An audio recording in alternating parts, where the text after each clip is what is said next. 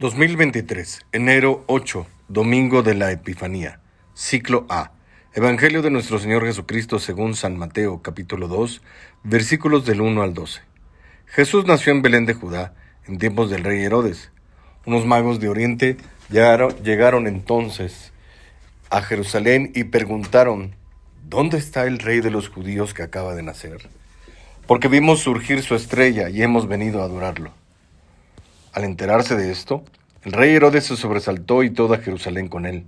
Convocó entonces a los sumos sacerdotes y a los escribas del pueblo. Les preguntó dónde tenía que nacer el Mesías. Ellos le contestaron: en Belén de Judá, porque así lo ha escrito el profeta. Y tú, Belén, tierra de Judá, no eres en manera alguna la menor entre las ciudades ilustres de Judá, pues de ti saldrá un jefe, que será el pastor de mi pueblo, Israel. Entonces Herodes llamó en secreto a los magos, para que le precisaran el tiempo en que se les había aparecido la estrella, y los mandó a Belén, diciéndoles: vayan a averiguar cuidadosamente qué hay de ese niño y, cuando lo encuentren, avísenme para que yo también vaya a adorarlo. Después de oír al rey, los magos se pusieron en camino, y de pronto la estrella que habían visto surgir comenzó a guiarlos, hasta que se detuvo encima de donde estaba el niño. Al ver de nuevo la estrella, se llenaron de inmensa alegría. Entraron en la casa y vieron al niño con María, su madre, y postrándose, lo adoraron. Después, abriendo sus cofres, le ofrecieron regalos: oro, incienso y mirra. Advertidos durante el sueño de que no volvieran a Herodes, regresaron a su tierra por otro camino.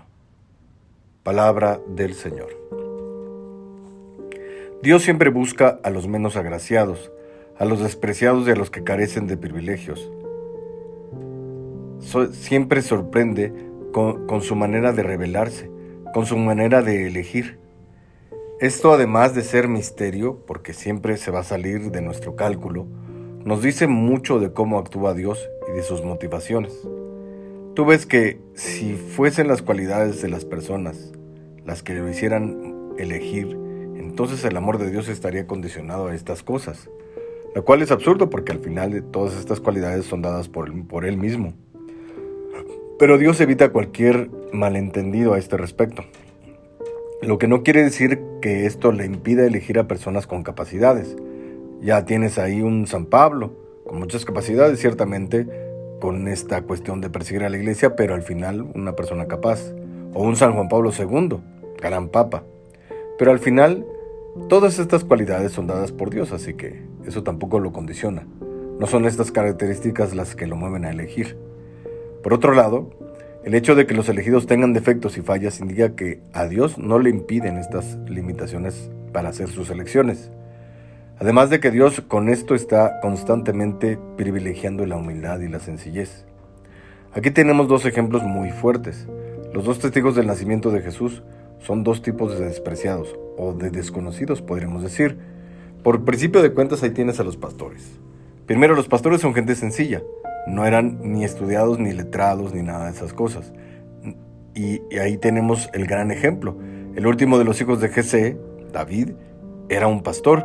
Y ni siquiera estaba en la casa cuando Dios lo había ido a buscar para hacerlo rey. Pues en este caso igual, tienen que ir unos ángeles a avisarles a estos pastores, gente sencilla y sin información, y que nadie estaba esperando. Ahora, esta fiesta de la Epifanía también nos presentan un grupo de desconocidos, los magos. Ciertamente estas personas sí eran magistrados y gente con capacidades y privilegios, y sin embargo comparten un poco de la incondicionalidad con los pastores, porque aunque eran así, privilegiados y magos, que el término mago que nosotros entendemos es heredero, no de quien practica ilusiones, sino de quien y hace magia, sino de alguien con habilidades. Y sin embargo también estos son unos desconocidos, unos extranjeros. Es cierto que la tradición nos habla de un Gaspar, Baltasar y un Melchor, pero la escritura no dice nada al respecto acerca de su identidad. Eran unas personalidades venidas de Mesopotamia, del pueblo persa, nada que ver con el pueblo de Israel. Y aunque eran gentes capaces y tal vez habían leído la escritura, aparecen desorientados por no saber interpretar estas escrituras, por lo que llegan al palacio de Herodes, buscando al niño, Y qué triste que el pueblo de Israel sí tuviera las profecías y las ideas claras, y sin embargo, aquellos de quienes se esperaba una respuesta deciden permanecer ignorantes ante el hecho. Van aquellos magos, que me parecen extraordinarios, porque los guía una estrella, pero con todo, no vieron a un niño con lujos o con privilegios como correspondería a un rey. Ven a un niño pobre, a un niño normal, como cualquier otro niño, y en él, siendo extranjeros y sin profecía alguna, reconocen a este niño no solo como el Salvador o el Mesías, sino que reconocen en él a Dios y lo adoran.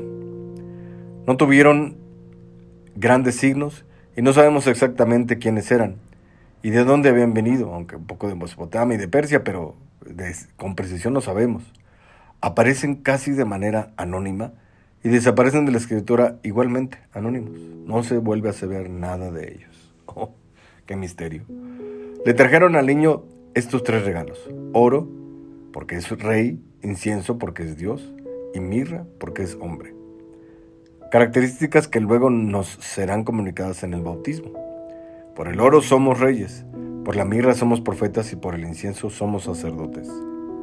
Estas 3 gracias que nos son concedidas son al mismo tiempo 3 encomiendas que resumen la actividad misionera de la Iglesia. Recordemos que estos reyes son los que manifiestan al niño rey, ya no solamente para el pueblo de Israel, sino para todos los pueblos de la tierra. En ellos, seres misteriosos llamados incondicionalmente, aparecemos tú y yo. Nos enseñan el arte de la fe que logra conectarse con Dios y ser inspirado por Él para obrar la maravilla de manifestarlo. Con el sacerdocio podemos tener esa conexión con Dios y con los hombres, esa vida sobrenatural e interior que nos sirve de puente entre el mundo visible e invisible. Ese ser profetas nos permite conocer los misterios de Dios que Dios nos ha revelado e instruir a las personas para que puedan conocerlos, entenderlos y vivirlos. Y ese oro que nos constituye como miembros de la comunidad, de la iglesia y responsables de alguna encomienda, según nuestros talentos y nuestra capacidad de servir, y al mismo tiempo nos da el liderazgo para encargarnos de la vida de otras personas y así guiarlas a Dios. Debemos imitar a estos 3 misteriosos: su fe, su vida espiritual y su llamado ante Dios, su capacidad de manifestarlo a través de la sencillez.